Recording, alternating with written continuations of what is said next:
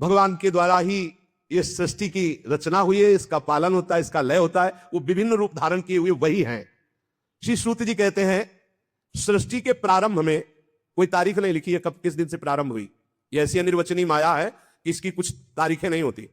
कब आप शिशु से बाल्यावस्था से कुमार अवस्था, कुमार अवस्था से जवान और जवानी से बुढ़ापा, तिथि तारीख ऐसा किसी को आज तक चाहे जो कोई हो बकवास भले लिख ले, लेकिन किसी को पता नहीं, क्योंकि अनिर्वचनीय है। भगवान का जैसे स्वरूप ऐसे माया का भी स्वरूप है।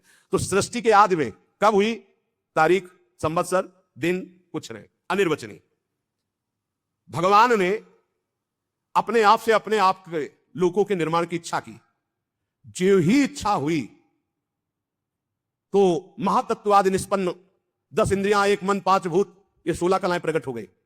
5 कर्मेंद्री, 5 ज्ञानेन्द्री, 10 इंद्रियां, 1 मन, वही अंतःकरण चतुष्टय कहा जाता है। निश्चय के कारण बुद्धि, चिंतन के कारण चित्त, क्रिया स्वीकृति के कारण अहंकार, वस्तुतः 1 मन ही अंतःकरण है। और 5 भूत जिनसे शब्द, स्पर्श, रूप, रस, गंध, आकाश, वायु, अग्नि, जल, पृथ्वी, ये भगवान ही बन गए। जे ही इच्छा की तो महातत्व आदि से निष्पन्न पुरुष रूप ग्रहण किया। 10 इंद्रियां, 1 मन, वही अंतःकरण चतुष्टय, और 5 भूत, 5 ज्ञानेन्द्रियां, 5 कर्मेंद्रियां, अंतःकरण चतुष्टय, पंचभूत और उनकी तन्मात्राएं, शब्द, स्पर्श, रूप, रस, गंध आप ही बन गए। ये आप ही बले हैं, सब आप ही बले हैं। तभी संशय नहीं होगा जब ये बात आप सुनकर के स्वीकार करेंगे। उन्होंने जब शब्द, स्पर्श, रूप, रस, गंध के मूल पंचभूत, उनमें जल भी है, अब वो जल में शयन करने लगे, योग निद्रा का विस्तार कर लिया। कुछ समय बाद उनकी नाभि से वही इच्छा जो मैं बहुत रूपों में हूं, वो एक कमल बनकर के प्रकट हुई। पहले 5 कर्मेंद्रियां, 5 ज्ञानेन्द्रियां, अंतःकरण चतुष्टय, 5 महाभूत और 5 तन मात्राएं। अब जल में शयन किया और कुछ समय बाद उनकी नाभि से कमल प्रकट हुआ। और उस कमल में जो प्रकट हुए प्रजापतियों के अधिपति भगवान ब्रह्मा जी प्रकट हुए। चारों तरफ देखा, 4 मुख। और उन्होंने दिव्य दृष्टि से ब्रह्मा जी के पास जो थी देखना शुरू किया कि मैं कौन, कहां, कैसे कैसे आ गया, मैं कौन हूं। भगवान से बड़ी प्रार्थना की अव्यक्त परमात्मा से। भगवान के उस विराट रूप अंग प्रत्यंग में ही समस्त लोकों की कल्पना हुई। समस्त लोग भगवान में ही विराजमान है, सब में भगवान विराजमान है और सब भगवान में विराजमान है। यह ज्ञान जिसको हो जाता है वो भगवत प्राप्त हो जाता है। यो माम पश्यति सर्वत्र सर्वम च मयि पश्यति तस्याहं न प्रणश्यामि सच मे न प्रणश्यति। योगी लोग दिव्य दृष्टि से भगवान के उस स्वरूप का दर्शन करते हैं। वो भगवान का जो स्वरूप है, हजारों पैर, हजारों जांघें, हजारों भुजाएं, हजारों मुखों वाला विराट रूप भगवान का। शास्त्र शीर्षा पुरुषा सहस्राक्ष सहस्रपाद, जो भगवान का स्वरूप है, हजारों पैर वाला, हजारों जांघों वाला, हजारों भुजाओं वाला, हजारों मुखों वाला, हजारों सिर, हजारों कान, हजारों आंखें, हजारों नासिका, हजारों मुकुट, वस्त्र, कुंडल, आभूषण, यही भगवान का विराट रूप है। इसी से अनेक अवतारों का प्रादुर्भाव होता है। ये छोटे छोटे अंश से देवता, पशु, पक्षी, मनुष्य आदि योनियों की सृष्टि, ये सब इसी से विराट पुरुष से हुई है। तो सबसे पहले कौमार सर्ग में सनक, सनंदन, सनातन, सनत कुमार, सबसे पहले कमल, कमल से ब्रह्मा, और फिर ब्रह्मा जी ने जो पहली सृष्टि की तो सबसे पहले सृष्टि में प्रकट हुए सनक, सनंदन, सनातन, सनत कुमार। ये चारों ब्रह्म ऋषि जब अवतार लिए तो सृष्टि रचना से बिल्कुल अलग नियम प्रकट होते हुए अखंड ब्रह्मचर्य, अखंड ब्रह्मचर्य, निरंतर हरिस्तरणम हरिस्तरणम हरिस्तरणम, उदासीन जगत से। दूसरी बार इस संसार कल्याण के लिए समस्त यज्ञों के स्वामी भगवान ने जो रसातल में पृथ्वी विराजमान थी उसको लाने के लिए वाराह अवतार धारण किया। ऋषियों की सृष्टि में देवर्षि नारद के रूप में तीसरा अवतार धारण किया। सातस्वत तंत्र का, जिन्हें नारद पंचरात्र कहते हैं, उपदेश किया। उसमें कर्मों के द्वारा किस प्रकार कर्म बंधन से मुक्ति मिलती है इसका वर्णन है। फिर धर्मपत्नी मूर्ति के गर्भ से नर नारायण के रूप में भगवान ने चौथा अवतार लिया। इस अवतार में उन्होंने ऋषि बनकर मन और इंद्रियों का सर्वथा संयम करके, जो तपस्या करना बड़ा कठिन है, उस तप को किया। 5वें अवतार में भगवान ने सिद्धों के स्वामी कपिल के रूप में अवतार लिया। तत्वों का निर्णय करने वाले सांख्य शास्त्र का, जो समय के फेर से लुप्त हो गया था, आसुरी नामक ब्राह्मण को उपदेश किया। ये भगवान अपने स्वरूप को सृष्टि में कितने रूपों में प्रकाशित किए, ये वर्णन। सबसे पहले भगवान 5 ज्ञानेन्द्रिय, 5 कर्मेंद्रिय, अंतःकरण चतुष्टय, 5 महाभूत और 5 तन्मात्रा। फिर भगवान नाभि कमल, ब्रह्मा जी, फिर सनक सनंदन सनातन सनत कुमार, फिर भगवान वाराह रूप, फिर देवर्षि नारद रूप, फिर नर नारायण रूप, फिर कपिल रूप। अनुसुईया के वर मांगने पर छठे अवतार में अत्रि की संतान दत्तात्रेय के रूप में भगवान प्रकट हुए। इस अवतार में उन्होंने अलर्क और प्रहलाद आदि को ब्रह्म ज्ञान का उपदेश किया। सातवीं में रुचि प्रजापति की आकुति नामक पत्नी से यज्ञ के रूप में भगवान ने अवतार ग्रहण किया और अपने पुत्र याम आदि देवताओं के साथ स्वयं भूमन्वंतर की रक्षा की। राजा नाभ की पत्नी मेरु देवी के गर्भ से ऋषभ भगवान के रूप में अवतार हुआ, जिनके पुत्र भरत जी, जो जड़ भरत जी कहलाए गए। ये आठवां अवतार भगवान का ऋषभ देव के रूप में। इस रूप में परमहंसों का वह मार्ग जो सभी आश्रमियों के लिए वंदनीय है, स्वयं ऋषभ रूप धारण करके दिखाया करके। ऋषियों की प्रार्थना से 9वीं बार वे राजा पृथु के रूप में अवतीर्ण हुए। शौनकादि ऋषियों, इस अवतार में उन्होंने पृथ्वी से समस्त औषधियों का दोहन किया। यह अवतार सबके लिए बड़ा कल्याणकारी हुआ। चाक्षुष मनवंतर के अंत में जब सारी त्रिलोकी समुद्र में डूब रही थी, तब भगवान ने मत्स्यावतार धारण किया, जो 10वां अवतार है। पृथ्वी रूपी नौका पर बैठाकर अगले मनवंतर के अधिपति वैवस्वत मनु की रक्षा की। फिर भगवान ने जिस समय देवता और दैत्य समुद्र मंथन कर रहे थे, उस समय 11वां अवतार धारण किया, कच्छप रूप, जो मंदराचल को अपनी पीठ पे धारण किया। फिर उसी समुद्र मंथन में 12वीं बार धन्वंतरी के रूप में अमृत कलश लेकर समुद्र से प्रकट हुए। फिर वही उसी समय 13वीं बार मोहिनी रूप धारण करके दैत्यों को मोहित करके देवताओं को अमृत पान कराया। फिर भगवान ने जो 14वीं बार अवतार लिया, वो बड़ा ही भयंकर रूप था, नरसिंहावतार। अत्यंत बलवान दैत्यराज हिरण्यकश्यप की छाती अपने नखों से फाड़ डाली, जैसे चटाई फाड़ डाली। प्रहलाद जी को सताने के कारण बहुत आवेश में भगवान, बड़ा भयंकर रूप, सब कांप रहे थे एक दहाड़ में, ऐसा नरसिंह रूप। 15वीं बार वामन का रूप धारण करके भगवान दैत्यराज बलि के यज्ञ में गए। अंदर से चाहते थे त्रिलोकी का राज्य, परंतु मांगी उन्होंने केवल 3 पग पृथ्वी। भगवान का 16वां अवतार हुआ परशुराम अवतार। जब देखा कि ये दुष्ट स्वभाव वाले राजा लोग धर्मद्रोही है, मनमानी आचरण कर रहे, तब क्रोधित होकर 21 बार इन धर्म विरोधी स्वभाव वालों का विनाश किया, 21 बार। इसके बाद 17वें अवतार में सत्यवती के गर्भ से पराशर जी के द्वारा वे श्री कृष्ण द्वैपायन भगवान व्यास देव जी के रूप में अवतीर्ण हुए। उस समय लोगों की समझ और धारणा शक्ति कम देखकर आपने वेद रूप वृक्ष की कई शाखाएं बना दी। 18वीं बार देवताओं का कार्य संपन्न करने की इच्छा से राजा राम के रूप में भगवान ने अवतार धारण किया, जिसमें समुद्र पर सेतु बांधना, रावण वध, बड़ी मंगलमयी लीलाएं भगवान मर्यादा पुरुषोत्तम श्री रामचंद्र जी ने की। 19वें और 20वें अवतार में यदुवंश में बलराम और श्री कृष्ण के नाम से भगवान का अवतार हुआ। इसके बाद कलयुग आ जाने पर मगध देश बिहार में देवताओं के द्वेषी दैत्यों को मोहित करने के लिए अजन के पुत्र रूप में भगवान का बुद्धावतार। उस समय कह रहे कि होगा तो हो गया। इसके भी बहुत पीछे बाद, जब बिल्कुल कलयुग का अंत होना होगा, जब सब लुटेरे हो जाएंगे, कोई किसी का रक्षक नहीं, साहब मतवारी आचरण, तो विष्णु यश नामक ब्राह्मण के घर कल्कि के रूप में भगवान अवतीर्ण होंगे। यहां 22 अवतारों की गणना की गई, परंतु भगवान के 24 अवतार प्रसिद्ध हैं। कुछ विद्वान 24 की संख्या यूं पूर्ण करते हैं। रामकृष्ण के अतिरिक्त 20 अवतार तो प्रयुक्त हैं ही, शेष 4 अवतार भगवान श्री कृष्ण के ही अंश हैं। स्वयं श्री कृष्ण तो पूर्ण परमेश्वर है, वे अवतार नहीं अवतारी हैं, अतः श्री कृष्ण को अवतारों की गणना में नहीं गिनते। उनके 4 अंश, एक तो केश का अवतार, दूसरा सुतपा तथा प्रश्नि पर कृपा करने वाला अवतार, तीसरा संकर्षण और चौथा परब्रह्म। इन चारों अवतारों से विशिष्ट 5वें साक्षात भगवान वासुदेव। दूसरे विद्वान ऐसा मानते हैं कि 22 अवतार तो प्रयुक्त है। इनके अतिरिक्त 2 अवतार और हैं, हंसावतार और हयग्रीव अवतार। ऐसे भगवान के 24 अवतार होते हैं। शौनकादि ऋषियों, जैसे अगाध सरोवर से हजारों छोटे छोटे धाराएं निकलती है, वैसे ही भगवान श्री हरि के असंख्य अवतार और होते हैं, जिनका वर्णन है असंख्य। वो अपने भक्त के लिए कभी कोई अवतार धारण कर सकते हैं। जैसे द्रौपदी के लिए चीर अवतार धारण किया, कहां लिखा है? द्रौपदी के लिए चीर अवतार तो 24 में थोड़ी है। बोले असंख्य अवतार, जब जरूरत पड़े भक्त के लिए तब वो तुरंत अवतार धारण करते हैं, अंतर ध्यान हो जाते हैं। जैसे अगाध सरोवर से छोटी छोटी बहुत सी धाराएं निकलती हैं, ऐसे भगवान श्री हरि के असंख्य अवतार हैं। ऋषि, मनु, देवता, प्रजापति, मनुपुत्र और जितने भी महान शक्तिशाली वे सब के सब भगवान के ही अंश है। ये सब अवतार तो भगवान के अंशावतार अथवा कलावतार है, परंतु भगवान श्री कृष्ण तो स्वयं भगवान अवतारी हैं, सबके अवतारी हैं। जब लोग दैत्यों के अत्याचार से व्याकुल हो उठते हैं, तब युग युग में अनेक रूप धारण करके भगवान उनकी रक्षा करते हैं। भगवान के दिव्य जन्मों की कथा अत्यंत गोपनीय रहस्यमयी है। जो मनुष्य एकाग्र चित्त से नियम पूर्वक प्रातः काल या सायंकाल इस कथा को सुनेगा, उस समस्त दुखों और पापों से छूट जाएगा।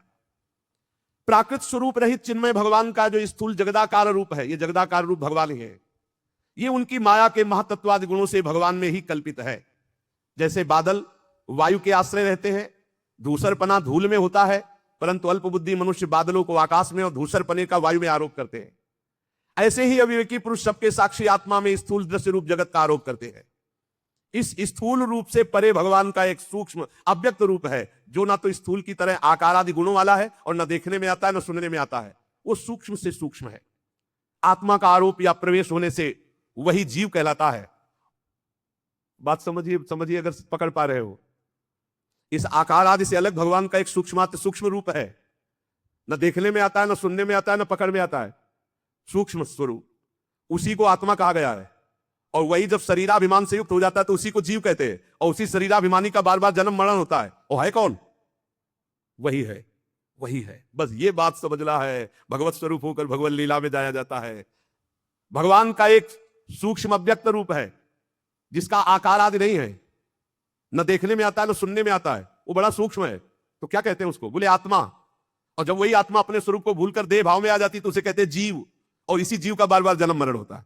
ये लौटते चले जाओ तो पहुंचोगे वही प्रभु में ही। उपर्युक्त सूक्ष्म और ये स्थूल शरीर, वो सूक्ष्मात्म तत्व, स्थूल शरीर अज्ञान के कारण अपना मैं मान लेता है। ये शरीर को मैं मान लेना, सारा झंझट इसी में है। अब जिस अवस्था में गुरु प्रताप से आत्मस्वरूप का बोध हो जाए, शरीर से मैंपन हट जाए, उसी समय जीवन मुक्त ब्रह्म स्वरूप तत्वज्ञानी लोग इस रहस्य को जानते हैं। ये बुद्धि परमेश्वर की साक्षात माया है। बुद्धि तुम्हारी, ये जीव इसी बुद्धि में आसक्त होकर दुर्गति को प्राप्त हो रहा है। जैसा निर्णय बुद्धि करती वैसे वो करता है, इसलिए बंधता चला जाता है। और जीव है कौन? बोले परमानंद में साक्षात परमात्मा। ये शास्त्र कह रहा है। शास्त्र, आप भूल से शरीर में आसक्त हो इसलिए जीवात्मा, और शरीर का भाव छोड़ो और परमात्मा स्वरूप ने तो ब्रह्मविद ब्रह्म ही भवति। अभी आप वही थे जो जिसकी आराधना कर रहे हैं, हम वही है, उसी के अंश है, उसी के स्वरूप है। जब गीध अपने शरीर को छोड़ के जाता है तो कौन सा रूप होता है? हरि रूपा। गीध देह तज धरि हरि रूपा। भगवान के धाम में कौन सा रूप? हरि रूप लेके। जैसे निकुंज में कौन रूप? प्रिया सहचरी, प्रियाजू का प्रतिबिंब रूप। उसी समय जीव परमानंदमय स्वरूप को प्राप्त हो जाता है, जिस समय बुद्धि से अपना संबंध हटा देता है। बुद्धि में फंस गया पुरंजन, पुरंजनी में फंस गया, और पुरंजनी में फंस करके अनेकों पुर में वो रमण कर रहा है। कभी सुअर, कभी कुत्ता, कभी गधा, कभी क्या क्या। इसीलिए तत्वज्ञानी लोग जानते हैं कि इस परमात्मा की माया का नाम बुद्धि है। इस बुद्धि रूपा माया से बच जाए। और सलाह इसी बुद्धि की होती, पूरी की पूरी। जितनी जेलें भरी, जितने अपराध है, सबकी सलाहकार ये बुद्धि है। और भगवान कहते हैं मुक्त होना है तो बुद्धि को मेरे में अर्पित कर दो। मय्ये मन आदत सो मयि बुद्धि निवेश है। वास्तव में कोई जन्म मरण नहीं। बोले यहाँ रोज फूक रहे, रोज मर रहे, रोज जन्म रहे। कहे जन्म मरण स्वप्न, स्वप्न स्वप्न में जैसे देखा ना तो जगने पर सब झूठा होगा ना। ऐसे ही ये मोह चल रहा, बड़ा भारी स्वप्न चल रहा है। अब भगवान कृपा करे तुम जाग जाओ तो तुम भी यही बोलोगे जैसा शास्त्र में लिखा है। तो क्या करे? बोले हृदयेश्वर भगवान की उपासना करो, भगवान की आराधना करो, तो तुम्हारे अंदर ज्ञान जागृत हो जाए, तुम जग जाओ। भगवान की लीला अमोघ है। उन्हीं की लीला से सृजन होता है, पालन होता है, संहार होता है। किंतु भगवान किसी में आसक्त नहीं, ना सृजन में, ना पालन में, संहार। बोले भगवान को दुख नहीं होता है मर रहे? नहीं होता। क्यों? आप फिल्म देखते हैं, आपको दुख होता है क्या? तो बोलते तुम बड़े निर्दयी हो यार, उसको पिटवा रहे हो। पागल हो? फिल्म चल रही, कोई असली में पिट रहा है क्या? कुछ नहीं, असली में कुछ नहीं हो रहा। असली में ये सब एक साथ बैठकर ठंडा पानी पीते हैं और फिर गुस्सा का रोल करते हैं आके।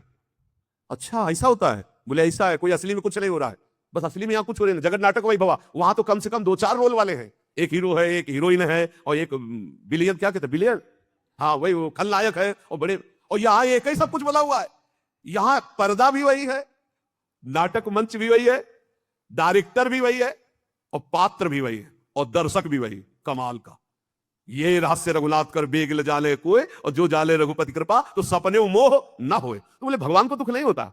बोले नहीं होता। कैसे? जैसे तुम नाटक फिल्म में देखते हो, ये सब आग लग गई, सब नष्ट हो गया, सब मर गया, तो आपको बाद में आंसू पोंछते निकलते हो क्या? नहीं, हंसते निकलते हो। कोई पूछे इतना जोर का वहां काट मार मची, अरे यार नाटक चल रहा था। तो जगन नाटक वही भवा, वहां तो दूसरे के द्वारा नाटक चल रहा था, यहां तो अपने आप से अपने आप में खेल रहा है। वो अपने आप से अपने आप का सृजन कर रहा है, अपने आप से अपने आप का पालन कर रहा है, अपने आप से अपने आप का संहार कर रहा है। बिल्कुल उसको दुख नहीं। बोले हमें तो बहुत दुख हो रहा है। जैसे स्वप्न में तुम्हें थप्पड़े आए जाओ तो दुख नहीं होगा, तो जगने पर बताओ कितने थप्पड़ लगे थे, तो हंसी केवल आएगी कि नहीं आएगी?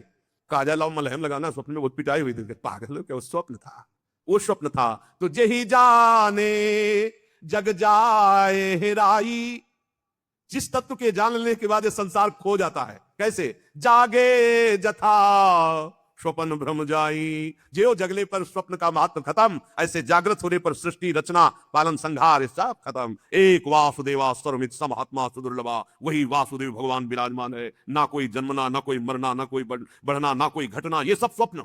उमा कहूं मैं अनुभव अपना, सत हरि भजन जगत सब सपना, जो सपने सिर काटे कोई, बिनु जागे दुख दूर न होई। जगना पड़ेगा भाई, स्वप्न देख रहे, भगवत लीला गायन, भगवत नाम जप, इससे आप भगवान की कृपा का अनुभव करेंगे, तब आप समझ पाएंगे कि भगवान की करामात क्या है। ये करामात बड़ा भारी जादूगर, अपने आप से अपने आप में सब जादू, कैसा रूप, कितना जादूगर।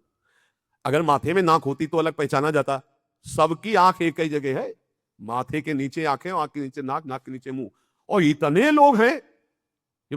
जैसे स्टेशन में है या कहीं बहुत कथा प्रसंग जहां लाखों की भीड़, तो लोग सब पहचाने जाते, अमुक अमुक अमुक। कैसा ब्रह्मा जी के पास छापा खाना है, सब अलग अलग। देखो रंगीली शरण, विशाखा शरण, अमुक शरण, अमुक शरण, सबके ये हो कि भाई थोड़ा अंतर है कि किसी के नाक यहाँ है, किसी के यहाँ नाक यहाँ है, किसी के नाक यहाँ है, तो पहचान सब क्यों इसे, और सब अलग अलग पहचाने जाते, और सब में एक ही है, और एक ही सब बना हुआ है। बड़ा विचित्र खेल है। इसीलिए भजन करो, नाम जप, भगवान का लीला चरित्र गायन श्रवण, और इसी जन्म में हम भगवत प्राप्त हो जाए। भगवान के नाम में बड़ी ताकत है, भगवान की लीला चरित्र गायन श्रवण में बड़ी ताकत। दो बातें तो जीवन बना लो। सेवक जी महाराज कह रहे हैं, सेवक शरण सदा रहे, अनत नहीं विश्राम, कह वाणी हरिवंश की, कह हरिवंश है। या हम भगवत चर्चा कर रहे हैं, या सुन रहे हैं, या नाम जप कर रहे हैं। बाहरी शरीर से जो भी क्रियाएं, नौकरी, व्यापार, किसानी, सब भगवत गुणगान, भगवान नाम जप, सीधे भगवत प्राप्ति। नहीं तो बड़ा भारी जादू फैला है, बड़ा जादू, बड़ा जादू। अरे पूरी जिंदगी 10-10 साल, 50-50 साल, 60-60 साल के कोई है, सब निकल गई। बोले कितने साल के? बोले 35-50 है क्या तुम्हारे पास? बोले वही लालसा की भोग के सुखी हो जाऊं, कुछ इकट्ठा कर लूं, कुछ। बनते बनते बिगड़ गए और दब गए, राख बन के दब गए, पता नहीं फिर आगे जन्म। सावधान, बड़ा जादू का तमाशा है, बहुत जादू है भगवान की माया में। ऐसा जादू डाला कि पूरा जिंदगी निकला जा रहा है, भूसे में नहीं आ रहे, भूसे में नहीं आ रहा। मैं कौन, हमारा लक्ष्य क्या है? यही दिखाए, लड़का बच्चा, रुपया पैसा, कमाओ, खाओ, मौज मस्ती। अंदर से खोखला, ऊपर से मरने से कुछ नहीं होगा। सच्चिदानंद भगवान का नाम, लीलाओं का गायन, ये तुम्हें असली सौंदर्य प्रदान करेगा। असली सौंदर्य भगवत स्वरूप होकर भगवान के धाम में जाना, ये बाहरी से कुछ नहीं होने वाला। हमें तो लगता है कि हमारी प्रार्थना ये मान ली जाए, भूल में मत पड़ो, असलियत में तुम नहीं हो। तुम्हें ये सवारी मिली है भगवत प्राप्ति के लिए, अगर सावधान रहे तो ठीक, और नहीं समय निकल गया तो मन पछितई है अवसर भी। खूब नाम जप करो, भगवत चरित्र सुनो, और मस्ती से भगवान के आश्रित होकर जगत सेवा करो।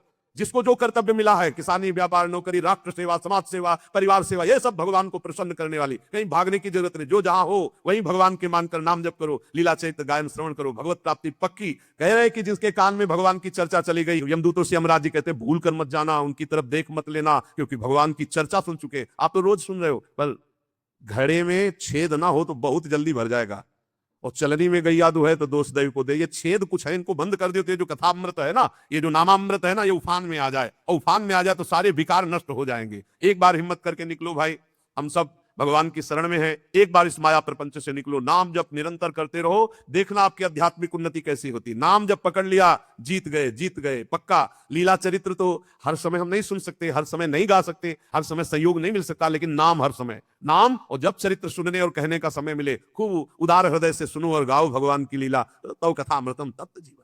ये हृदय को बड़ा आनंद प्रदान करने वाली, मोहमल का नाश करने वाली, भगवान की सर्व पापों का नाश करके परम पद प्रदान करने वाली है। धुंधकारी जैसा पापी 7 दिन में भगवान के परम पद का अधिकारी हो गया, और आप धाम में बैठ करके रोज चर्चा सुन रहे हैं। आपको संशय है क्या?